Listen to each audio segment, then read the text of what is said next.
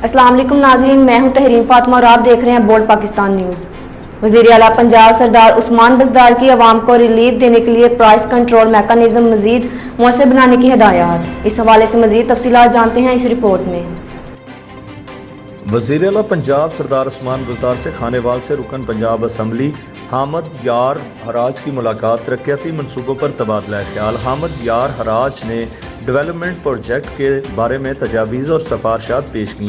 पंजाब के अजला के लिए डिस्ट्रिक्ट डेवलपमेंट प्रोजेक्ट ला रहे हैं। डिस्ट्रिक्ट डेवलपमेंट प्रोजेक्ट्स की अगले 2.5 साल में तकमील यकीनी बनाएंगे। डेवलपमेंट प्रोजेक्ट्स के लिए अवामी नुमाइंदों की मुशावरत को तरजीह दी जाएगी। वज़ीर आला पंजाब सरदार उस्मान बज़दार।